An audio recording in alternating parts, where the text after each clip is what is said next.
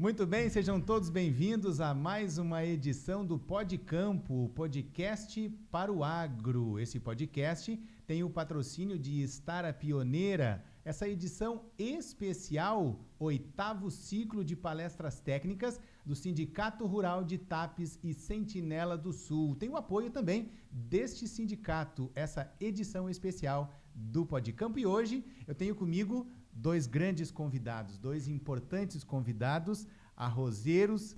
E uma das particularidades aqui do nosso podcast é que eu não apresento os convidados. Os convidados é que se apresentam.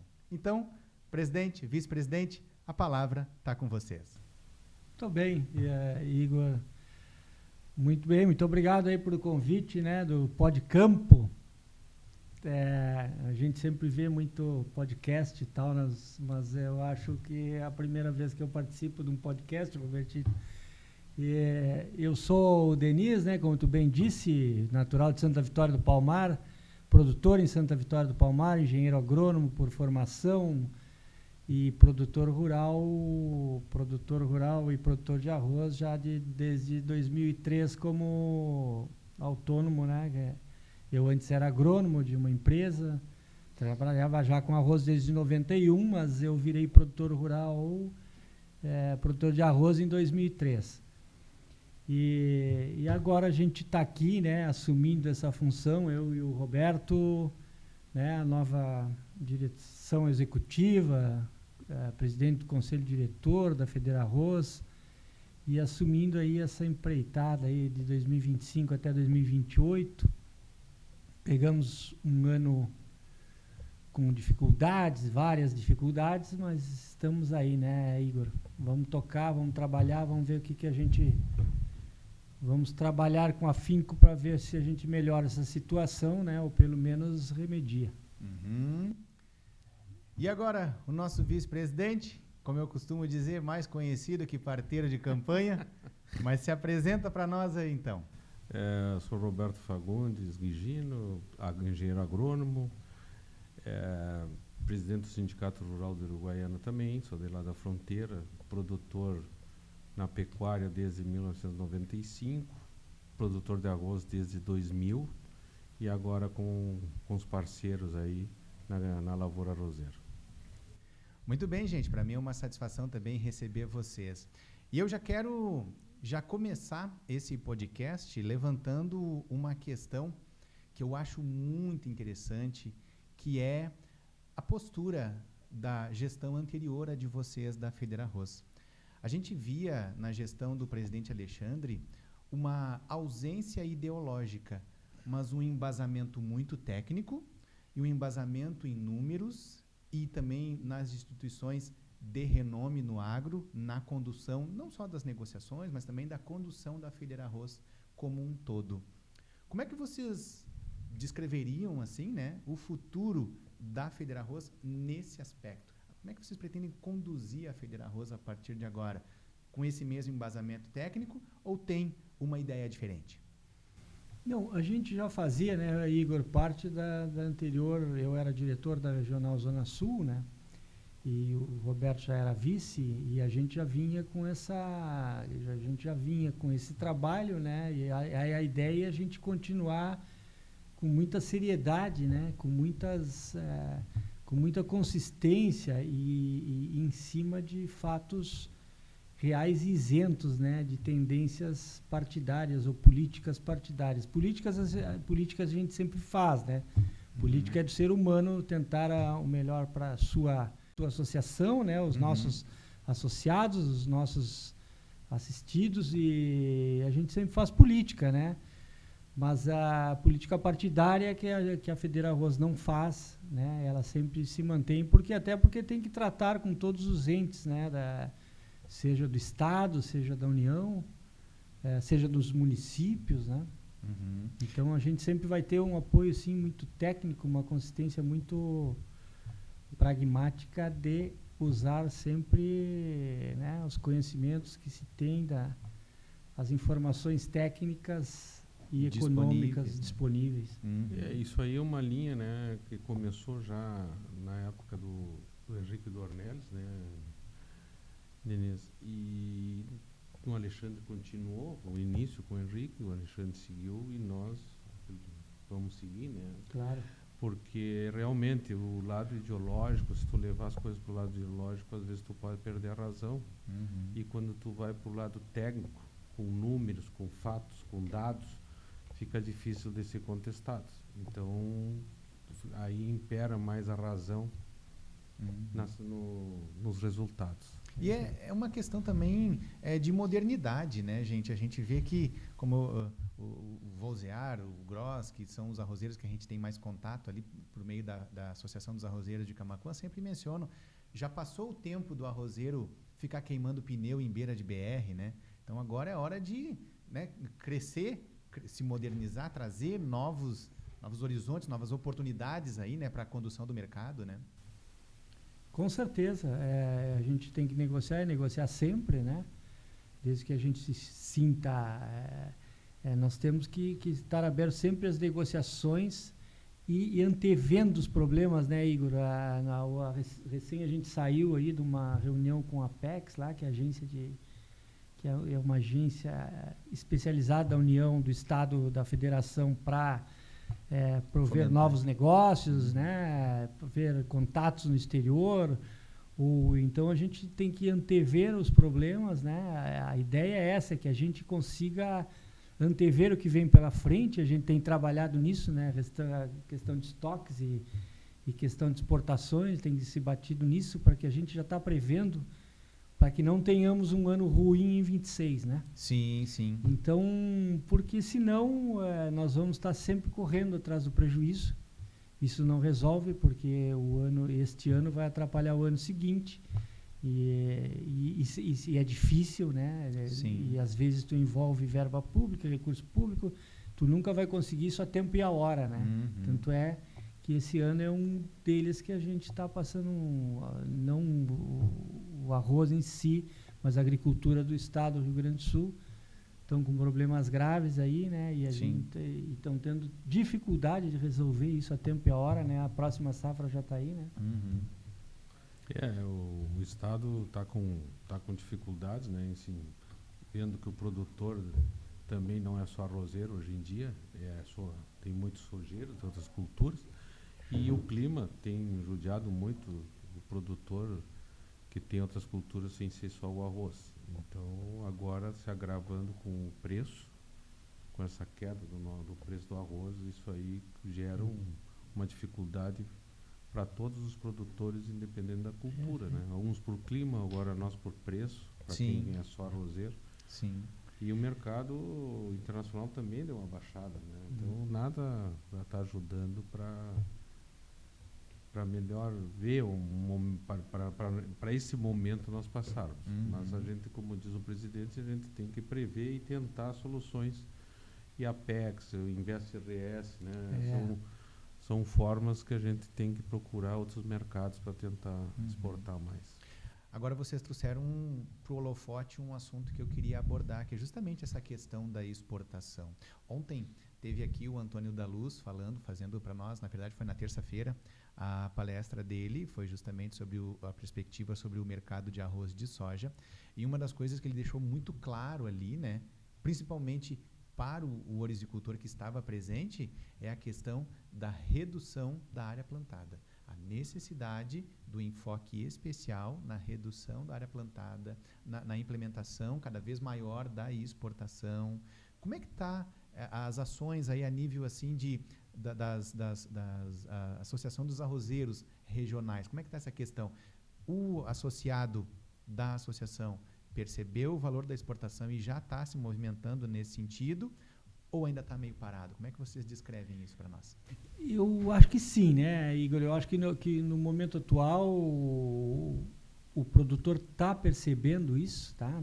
Tem esse ano, é óbvio que a gente tem trabalhado em cima disso, tem batido, mas a gente houve assim umas exportações, um grupo de produtores que se juntou através as cooperativas foram muito importantes, tanto lá em Uruguaiana, Camaquã, Cooperativa de Palmares, que tiveram essa consciência e fizeram essa campanha.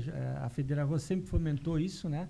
Mas é importante, isso eu até vou falar hoje, é importante o associativismo aí de as pessoas se juntarem, os produtores se juntarem em grupos para poderem fazer melhores negócios.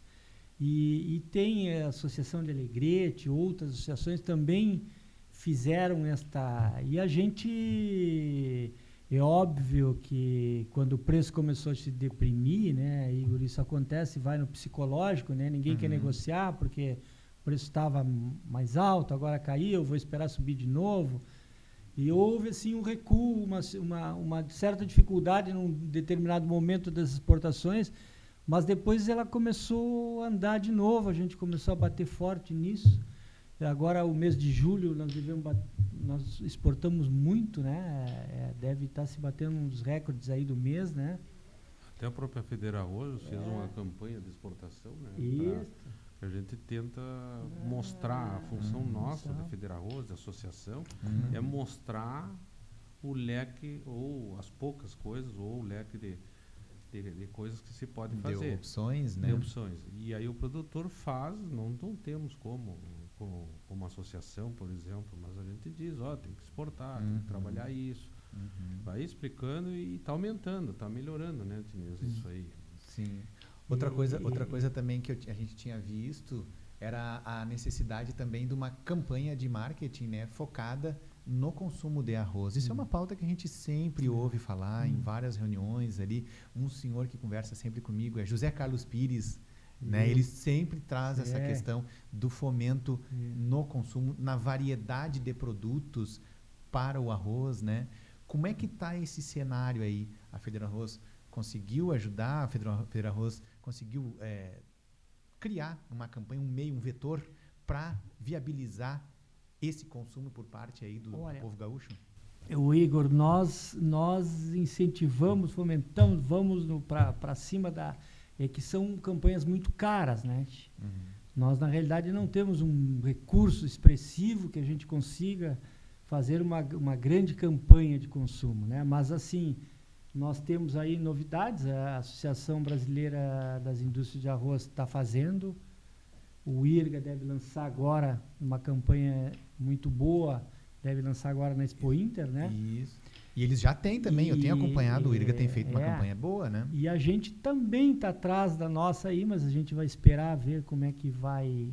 Nós até temos alguma coisa meio que alinhavado, projetado, mas nós vamos esperar agora essa campanha do IRGA, como é que vai se comportar, né? Até porque... E houve, claro, né, Igor, a gente sabe que houve aí uma mudança de hábitos aí durante esses últimos anos, né?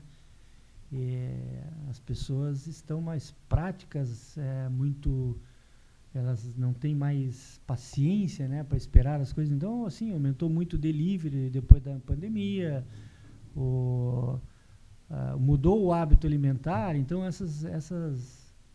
esse tipo de alimentação, nós vamos ter que ficar muito de olho nisso, né? Porque esse tipo de alimentação, de eu pegar uma xícara de arroz, colocar, cozinhar, esperar 20 minutos, 30 minutos para fazer, ou de repente um carreteiro, um arroz branco, a grande maioria das pessoas urbanas, nas cidades grandes, por exemplo, elas já não querem perder esse tempo. Então o feijão nem se fala, né? O cara tem que cozinhar feijão, imagina quem é que cozinha feijão hoje em Porto Alegre. São poucas as casas, né? Normalmente o cara vai comer num fast food, num buffet. Sim, sim. Mas e aí a gente vai ter que ir se adequando, né? E essas campanhas são importantes. E importante também a gente entender a mudança de hábito, né? Eu acho que a indústria de arroz vai ter que começar a se adequar. De repente vai, sei lá, estou aqui fazendo suposições. De repente uma caixinha de arroz pré-cozido. Isso, tu em 5 minutos tu aqueceu e está pronto, né?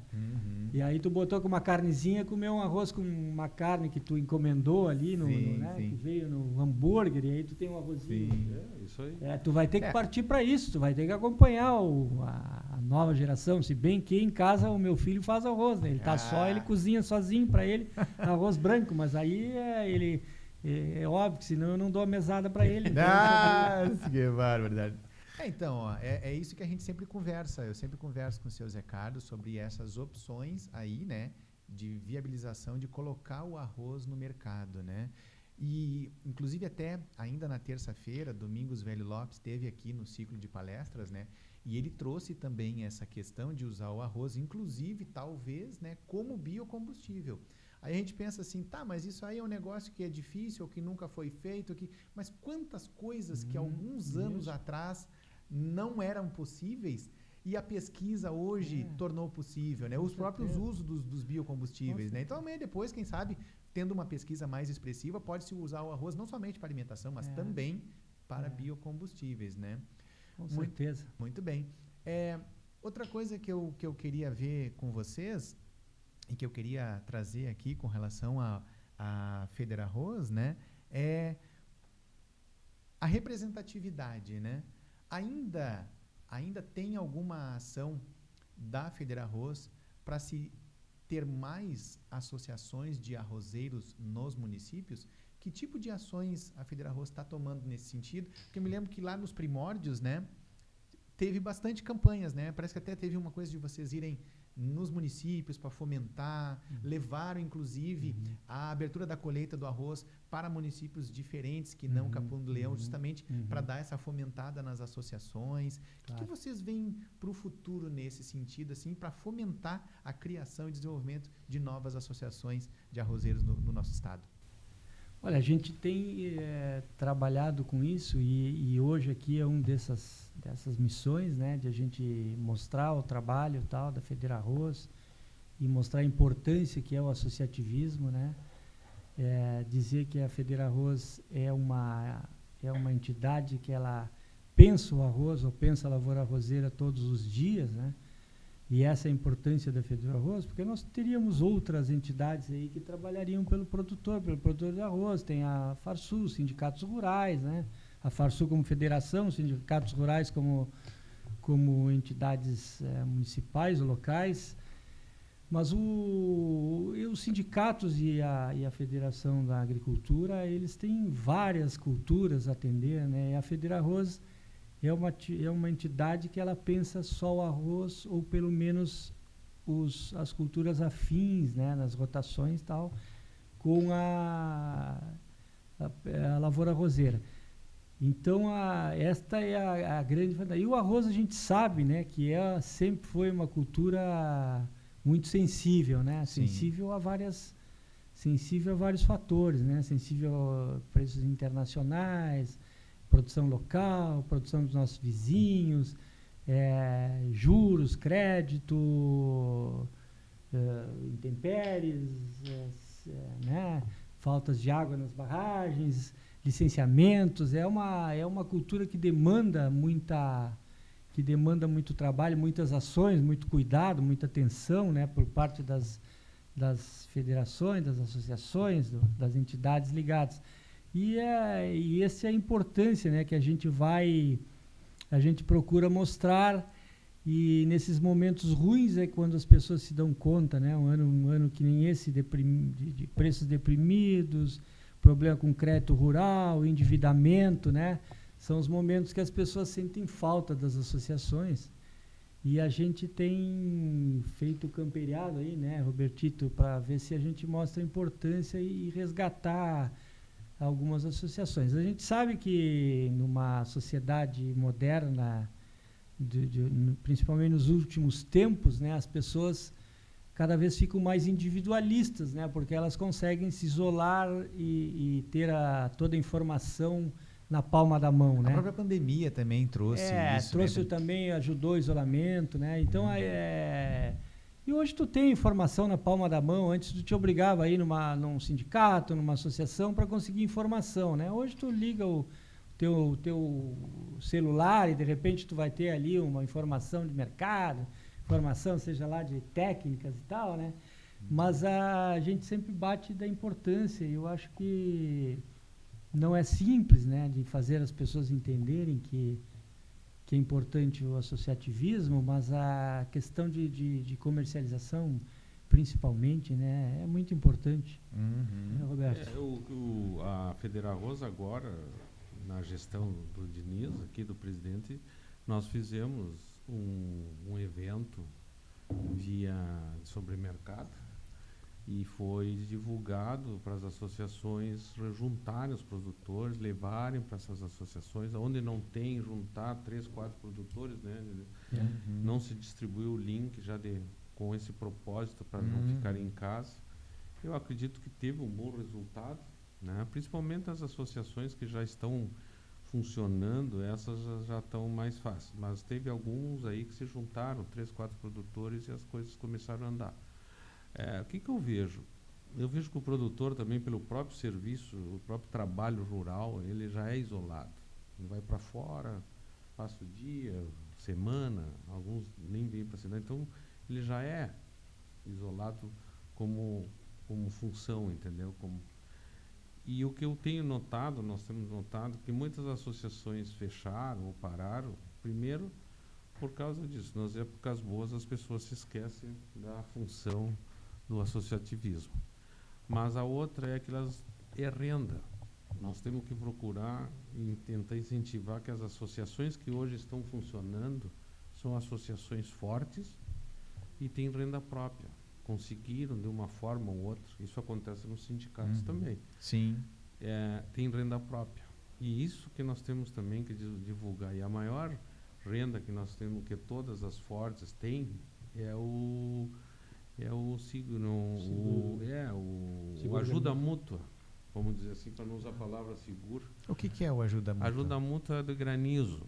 O produtor se junta, faz um fundo para algum eventual granizo. E isso deixa uma renda para a Associação dos Arrozeiros. É um seguro solidário. É um assim, seguro né? solidário. Entre os produtores se amparam. Porque não impede que tu tenha seguro no Banco do Brasil, que tu tenha um seguro próprio em outro lugar, porque é uma ajuda mútua. São produtores que se juntam para fazer um fundo para esse sinistro. Entendi. Você sabe que a gente analisando a mídia, analisando as notícias, né, a gente vê que várias cadeias produtivas, né, estão bem assustadas com o tarifaço do Trump, né? Mas nesse sentido a gente vê que parece que a lavoura orizícola está mais tranquila. Isso se deve a quê? Ao não enfoque no mercado americano e sim mais na América Central, mais na América do Sul. Fale um pouco mais aí sobre essa questão da exportação aí, principalmente para a América do Sul, presidentes. Olha, o tarifaço não atingiu a questão do arroz, né? Ele se manteve com a mesma...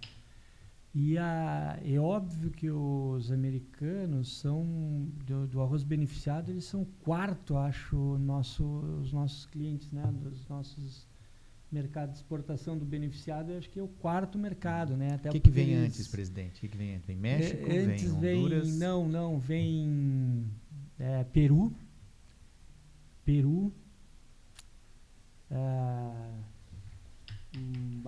agora me pegar, mas é Peru, o principal mercado de arroz beneficiado é Peru. Tá? Depois, os americanos são o terceiro ou quarto mercado, eu acho. E ali no meio nós temos... Puxa, agora me deu um branco agora. Mas não, resumindo assim, os Estados Unidos é um grande exportador, né? Isso, para América. Então, para nós, a gente não compete muito com ele. Sim. Então, acho que por isso não nos taxaram. Um dos motivos que nos deixaram fora. Até porque eles gostam do nosso arroz, na realidade eles vendem o deles e comem o Pois é, então. Nosso, né?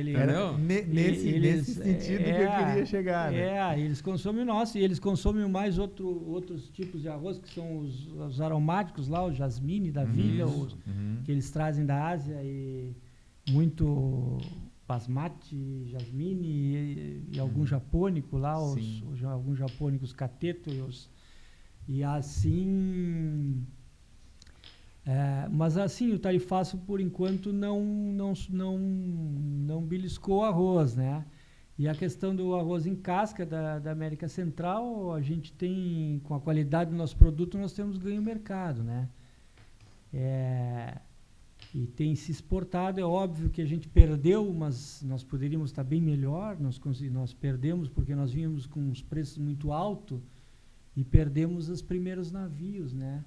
as primeiras exportações, senão nós poderíamos estar bem mais adiantado com as nossas exportações. Mas como o produtor, naquele momento ali que o preço começou a se deprimir, ele achou que não era um bom negócio, que de repente fosse reverter. Sempre tem aquele lado, embora a gente procurasse informar, sempre tem um lado mais psicológico. Por isso que é importante, né, tu tomar uma decisão sozinho é muito difícil. Às vezes tu não consegue ter essa visão, ou uma boa parte dos produtores são produtores que não estão toda hora analisando o mercado, né? O cara está na lavoura tocando seu negócio. Sim. E as associações ou as cooperativas, ou seja lá, tem essa função de alertar, né? De chamar o cara e dizer assim, ó, fulano, nós estamos fazendo um grupo, vamos aproveitar que o preço está bom, que a coisa vai piorar, entendeu? Essas são a função, né, das cooperativas, das associações. Tanto é que algumas cooperativas fizeram isso, né, no momento certo lá e venderam arroz a 85, 90. Né? Isso, exatamente, né? Lá Isso no aí. começo da safra, e tu põe juro no dinheiro, tu imagina quanto está esse arroz de 85, está em 90 e pico. Na opinião de vocês, o produtor sabe o caminho para viabilizar essa exportação, ou isso ainda é uma coisa que precisa ser mais publicidade, dar mais publicidade a isso, uma explicação melhor para o produtor ou para o presidente de associação dos arrozeiros, para que ele saiba como poder ajudar os associados a viabilizar isso aí? Porque eu não vou negar para vocês, o Antônio esteve aqui essa semana e ele foi muito enfático, né? Ou se reduz a área plantada e se incrementa a exportação, ou o mercado vai passar por muitos maus bocados, né? Eu vejo que para o produtor individual, depende do tamanho, ele tem uma sua dificuldade para exportar. É frete que tem que sair atrás, nem toda trading te ajuda nisso, né? O corretor na cidade te ajuda nisso. Agora, tem o produtor mais estruturado, por isso a função das cooperativas. As cooperativas já têm uma estrutura mais... Tem os contatos, fácil, né? Tem contatos, tem os caminhoneiros, tem os freteiros, toda uma estrutura. Então, é por isso que eu vejo que as cooperativas conseguem se agrupar e conseguem que o produtor, o cooperativado dessa cooperativa, feche um pacote. Até porque tem muitas trading que querem pacote de volumes, né? Então, tem muito produtor que é pingado. Existem algumas...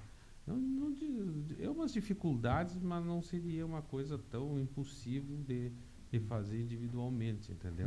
Mas quando as trades vão lá e dizem, preciso 20 mil sacos. É muito mais fácil tu conseguir 20 mil sacos dentro de uma cooperativa do que pegar num produtor de 200 hectares. Entendeu? Ele vai ter 2 carretas, 3 carretas. E aí quem leva, toda essa parte aí, tem mais dificuldade. Por isso é o que a gente vê, né? Eu pelo menos tenho notado isso.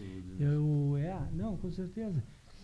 Mas eu mais ou menos eu percebi que o Igor, e eu acredito que sim, Igor, que que tem produtores que não saibam por onde fazer esse negócio, isso, certo? Né? Eu acho que nós até já falamos isso, de a gente apresentar uma informação na Federarroz, nas páginas da Federarroz. Se você quiser exportar, você tem tal contato, entre em tal contato, até o próprio nosso diretor de mercado ali, entendeu? De repente, entra em contato aqui por WhatsApp, passa um WhatsApp para ele, pergunta, estou aqui em tal região, como é que eu faço para exportar? Certo? E aí ele vai passar, aqui tem o corretor tal, da trade tal, acho que sim, acho que sim. É uma boa oportunidade, né? Não, com certeza. Porque bem da verdade, eu estive conversando recentemente com o presidente de uma cooperativa, e falando sobre essa questão da exportação, falando da experiência ali de Camaquã, que na minha opinião é maravilhosa, né? Ali os produtores, além de adquirirem a unidade, a massa falida da CESA, né? Transformaram numa excelente cooperativa ali, que hoje auxilia ali o produtor da região na exportação. Mas eu conversando com esse presidente de cooperativa, e eu enxerguei no olhar dele assim que ele não sabia direito como é que ele podia viabilizar isso aí para os seus cooperados, né? E aí por isso que eu perguntei, né, se a Federarroz também atua nesse sentido a nível didático, assim, né? Nós vamos fazer sim. Até nós já tínhamos pensado E já tínhamos comentado, vamos ter que montar uma página ali, seja no site da Federarroz, ou seja até via Instagram. Se você se interessar em exportar arroz em casca, faça tal contato, porque realmente, às vezes a gente acha que está todo mundo no mesmo, e não está. Mesma sintonia, né? Sintonia, Uhum.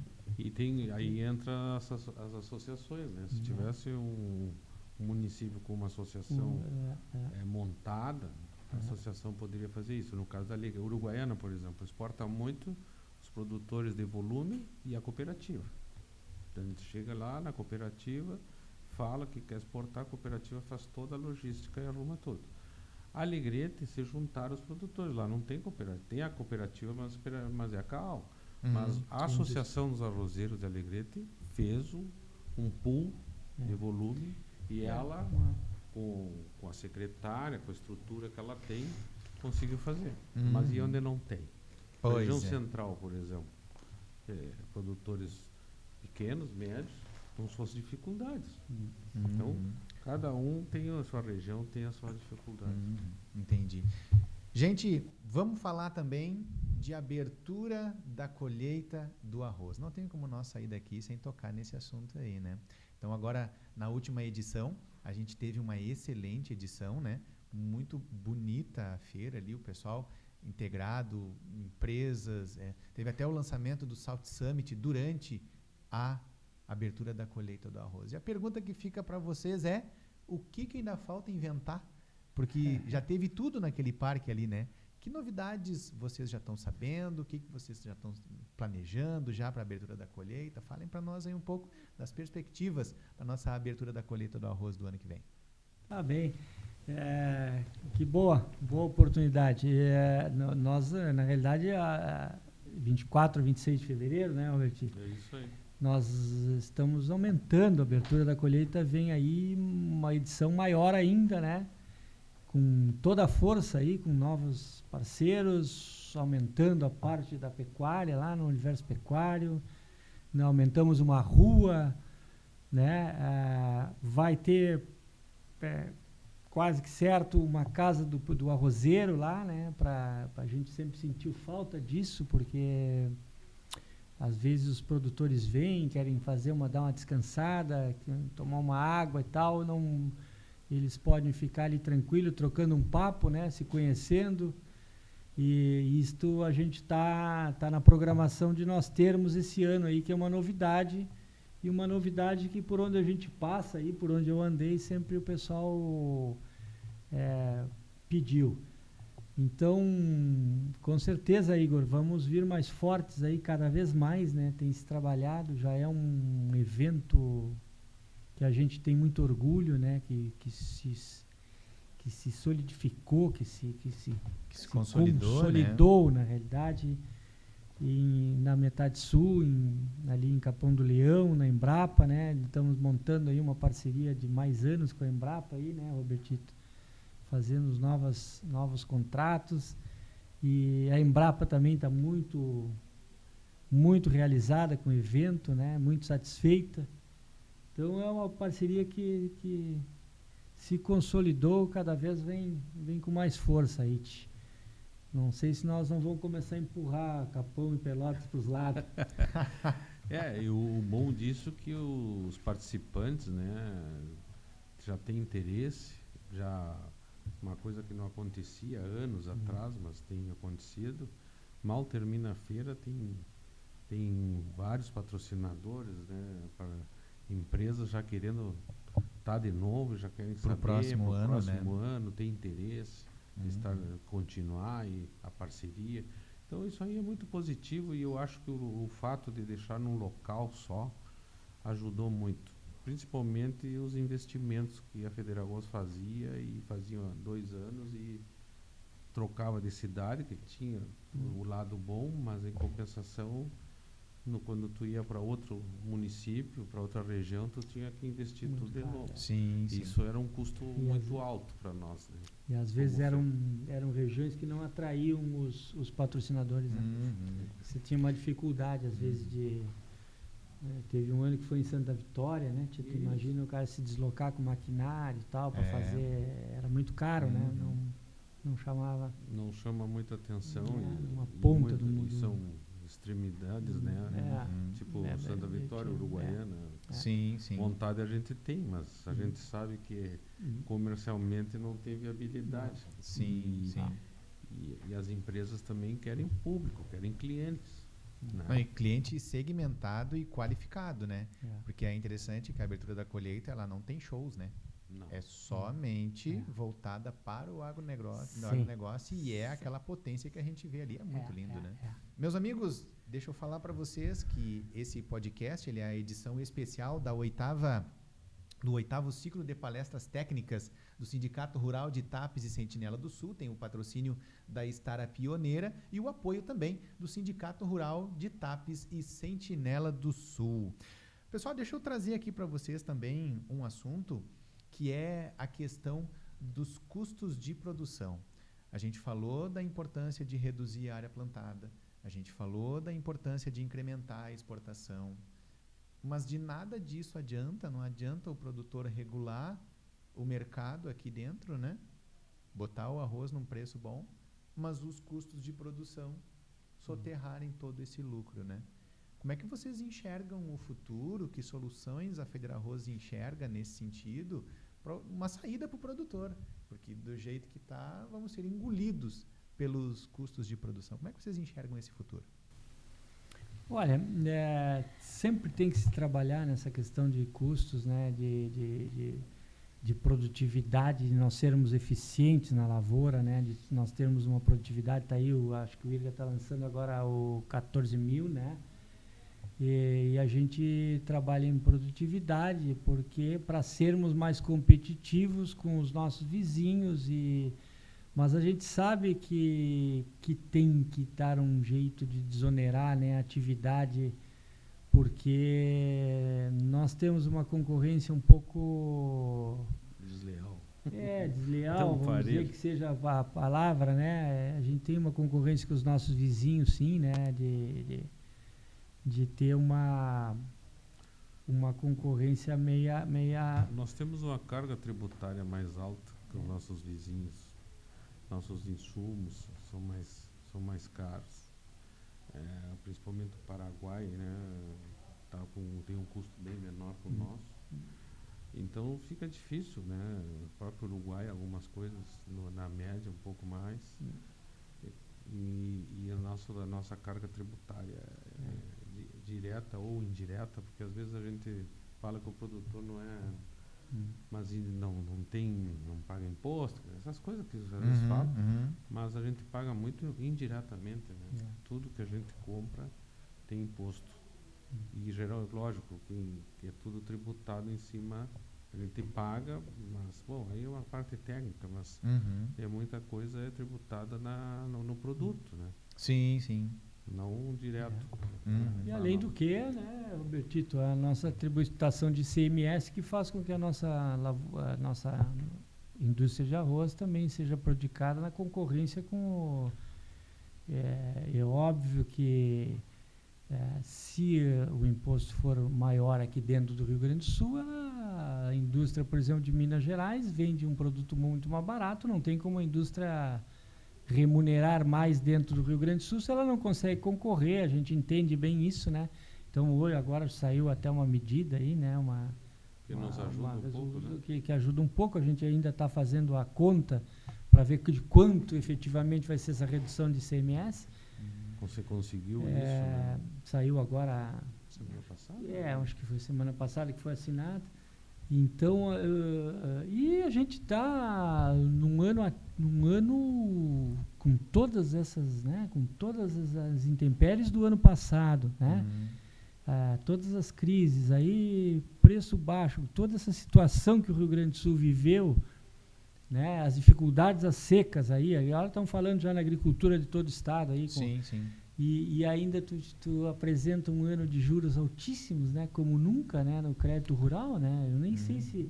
Eu não lembro do crédito rural aí a 14% para eu me lembro empresarial. No início do ano 2000 estava 12,75. Então né? assim, ó, um juro alto ainda neste ano, né, que é ruim, né? Então a coisa fica muito difícil, né? Sim, sim. E o Estado, juro, o custo do dinheiro ele impacta diretamente, né? Qualquer negócio que tu vais fazer, se tu vais tentar qualquer prazo, tu já sabe que tu vais pagar muito caro, né? Sim, sim. E o estado do Rio Grande do Sul não é um estado, não está competitivo com o resto, né? É um Uhum. estado caro. E nós, por exemplo, o Paraguai coloca um centro consumidor arroz em Minas Gerais com 0. Né? O arroz entra praticamente zerado, porque tem os estados no Brasil, o que não produz não taxa, ele taxa o que produz. Uhum. Então, estados brasileiros que não produzem arroz, o imposto é bem menor que o estado produtor. Sim, Isso sim. é uma regra do Brasil, né? Não cabe a mim, a nós falar muito nisso, mas é assim, basicamente, mais ou menos é isso. E a gente está preocupado porque o crédito está limitado, está difícil. Uhum. É um ano de crédito muito difícil para o produtor, com juro caro, as exigências bancárias estão muito altas. Uhum. Isso está nos preocupando, né, Denise? Isso Sim, aí é uma sim. coisa que a gente não sabe na diminuição de área, se vai ter em função disso ou vai ter diminuição de produtividade, ter tecnologia em função do crédito. Entendi. Isso Em real, né? em todo esse cenário, o produtor tem deixado de plantar arroz, tem abandonado a lavoura arrozeira. Como é que vocês enxergam assim no macro isso, a nível de estado? O produtor tem largado o facão da mão ou ainda está peleando só com a bainha? Como é que vocês definem isso? Tá peleando, né? Eu acho que até pode ter, mas eu não sei de nada assim que não seja pontual de, né? Eu não. O que tem trocado parece, de mão a lavoura, né? O João sai, mas entra o Pedro. Você não tem, a não ser que tenha Sim, outra esse cultura. movimento, claro. Esse movimento Claro, tem. esse Agora, movimento áreas tem, que esse não vão movimento produzir mais é difícil. Esse Sempre tem alguém. movimento tem positivo, né? Esse A troca de Esse CPF.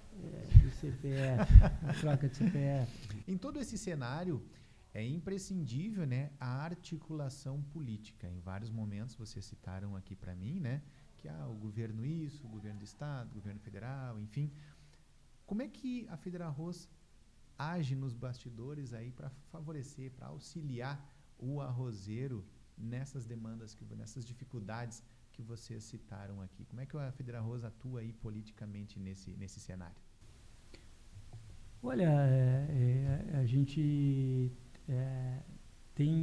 a gente articula, a gente interage com todas as autoridades, né? Sobre todos os assuntos que tocam na lavoura arrozeira, né? Então a Fedrarroz está sempre trabalhando, né? Procurando negociar dentro do possível, da possibilidade que as pessoas têm de nos atenderem, né? Que às vezes não é tão simples, mas a gente está sempre com interlocução aí com várias entes da federação, do estado, Nós temos, a Fedrarroz já esteve na Superintendência do Banco do Brasil, Banrisul, Sicredi, tentando os alongamentos, conversamos, né, sobre os alongamentos. Isso se conseguiu, tem os bancos fizeram, são coisas que dentro da possibilidade da gente, dentro da possibilidade da instituição bancária, né, se consegue alguma coisa. Os bancos, esses 3 bancos nos receberam muito bem e estão fazendo algumas renegociações, só que caso a caso a gente não tem como dizer faz para todos, porque cada um tem o seu gargalo, né? Gargalo particular, né? Mas eles estão negociando antes do próprio governo federal, né? Banco do Brasil, claro, é federal o Banco do Brasil, mas já tem alongamentos, tem prorrogações que ele pode fazer como instituição e, lógico, tem essa maior que está se tentando aí, pleiteando, principalmente para a soja. Sim. que é o que está se pleiteando, que bom, isso aí já é uma coisa mais macro, que foge até da própria entidade bancária. Mas a gente tem orientado, sim, que os produtores procurem, renegociem, que façam, não deixem chegar no último momento. A gente sabe que é difícil, que não é tão simples, né? Mas sempre é mais importante tu abrir a negociação do que tu ficar te retraindo ou esperando que vá vir alguma medida que vá ser salvadora aí, né?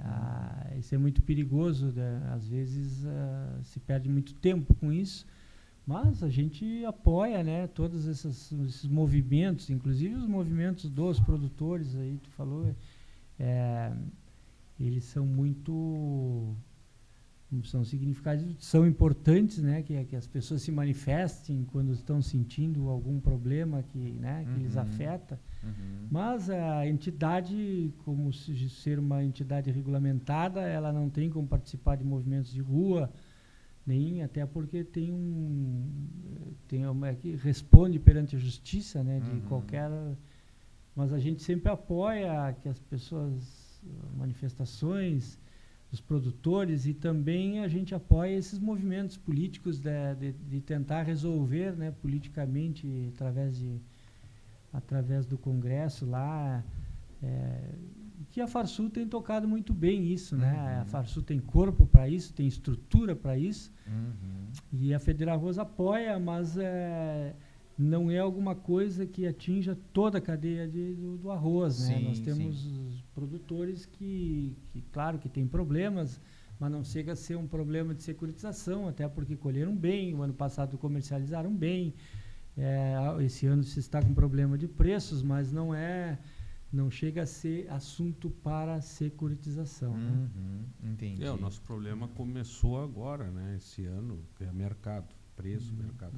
Clima, nós não tirando, logicamente, nós não podemos esquecer a região central, que aí é um ponto ímpar, né? E isso sim, ali é uma situação muito séria, que depende de muitos recursos em função de drenagem dos rios. Perfeito, bem lembrado, Robertito, bem lembrado. Ali tem uma ali é uma situação ímpar, ali de a gente tentar, seria necessário ali um grande socorro, né? Tem alguns recursos que foram destinados, né? Demoram e tal, houve um apoio dos produtores lá da fronteira oeste, a própria o ano passado, né, no plantio. Uruguaiana e tal. Alguns ajudaram com diesel, ou seja, existe ali sim, aí é uma situação ímpar. Até eu tive 2, 3 vezes lá, é assustadora, né? Os rios ficaram atulhados. Bem lembrado. Então tem que fazer uma limpeza, uma drenagem, fazer toda Sim. E isso sim, qualquer chuva já está dando problema, não conseguiram terminar as áreas que foram levadas embora. Eu vi Levante que sumiu, onde cruzava o rio não cruza mais. Então tem umas situações ali bem complicadas. Mas esses é um setor, uma região foi muito gravemente atingida pelo clima, e o governo do estado e tanto o governo federal tem que ter um olhar para eles muito importante. Sim. Presidentes, eu quero trazer também um último ponto aqui, que é o seguinte, ó. O leilão de arroz é um fantasma que ainda assombra o produtor, ou isso é água passada, já está superado? Falem para nós aí desse futuro, desse insight aí. Olha, Igor, não tem volume de estoque para fazer leilão, né? Hoje, por exemplo, tem 0 de estoque hoje, né? Nós temos aí as opções que vão ser exercidas, que foram vendidas, 91 mil toneladas, que foram os contratos de opções que foram negociados no ano passado, que vão ser... a opção de venda vai ser exercida agora. Eu acredito até que o pessoal vai exercer, né, por devido ao preço, que vão ser exercidas agora a partir de 30 de agosto, setembro, eu acho. 30 de agosto começa, eu acho. Então seriam essas 90 que o governo vai provavelmente adquirir para os estoques da Conab, certo? que não vão entrar em leilão este ano justamente por o preço, Sim. né? Então, assim, e tem as 110 mil que eles fomentaram, que houve toda aquela divulgação, que ainda não foram assinadas pelo Ministério da Fazenda, que está esperando ainda recurso. Então, assim, a gente não vê a curto prazo efeitos de leilões, até porque 200 mil toneladas de arroz de estoque não vai afetar mercado nenhum. Nós estamos tentando exportar aí mais de 1,5 milhão, né? Então, não vai afetar, não vai trazer grandes. E também isso é um prazo muito longo, né, Igor? Recém vão exercer as opções, até esse arroz voltar para o mercado, vai depender de muita... Não é um volume expressivo. Entendeu? Não. Mas geralmente quando volta quando o produtor está se enxergando assim, que vai começar a respirar. Geralmente é quando volta. Muito bem, presidentes. Olha, obrigado aí pela participação de vocês. Últimas palavras aí do nosso podcast aí então com os arrozeiros. Qual é o recado que fica? Qual é o incentivo que fica para aquele que está desanimado, para aquele que está entrando no mercado? Então, enfim, a mensagem final da FederArroz aí para os nossos produtores. Tá bom, Igor. A mensagem final é dizer que os produtores façam um bom orçamento, né? Façam escolham bem as áreas, procurem ter alternativas de receitas aí. A gente sabe que às vezes a soja nos puxa o tapete aí por causa da seca e tal, mas nós, como produtores de arroz, temos uma engenharia muito boa aí. Vamos de repente irrigar alguma areazinha de soja, vamos meter uma pecuária aí no meio, no inverno. A gente sabe que também é difícil redução de área por todos os compromissos que se tem, seja na estrutura, seja em colaboradores, mas é importante que tenha em conta que nós precisamos enxugar aí o mercado, que nós temos que diminuir a oferta de arroz, então é importante que reduzam as áreas e plante nas melhores áreas e negociem e façam sim a sua cota de exportação, procurem saber como fazer, vamos fazer a união aí, né, se associar e vamos vender em conjunto aí para conseguir os melhores preços, né? E vamos lá, vamos trabalhar com vontade aí, porque é o que a gente sabe fazer, né? E é com muita coragem que a gente é produtor rural. O lavoureiro é um guerreiro, né? O produtor de arroz não desiste nunca. Isso a gente vê aí anos a anos e sempre tem uma esperança, né? Que o ano que vem vai ser melhor. Então, eu deixo o recado, que plante nas áreas tentem plantar nas áreas mais produtivas, de menos riscos e com menor custo. Essa é a receita, né? Então, eu sei que a gente fala como se fosse uma receita de bolo, mas cada caso é um caso, cada um tem seu contrato, tem sua parceria, não pode repetir o corte por X motivo, para não inçar demais, porque a área... Mas que procure fazer um manejo o mais econômico e o mais seguro possível. Muito bem, muito obrigado, agradecemos aí de coração aos nossos presidentes aí da FederArroz, né? E esse então foi o Pod Campo, podcast para o agro, que tem o patrocínio de Estar a Pioneira, o apoio do Sindicato Rural de Tapes e Sentinela. Essa edição especial aqui no 8º ciclo de palestras técnicas no Sindicato Rural de Tapes e Sentinela do Sul. Um abraço, não esqueçam de seguir as nossas redes sociais, Mídia Campo no canal no YouTube, Mídia Campo no Instagram e Mídia Campo também no Facebook. Um abraço então e até a próxima.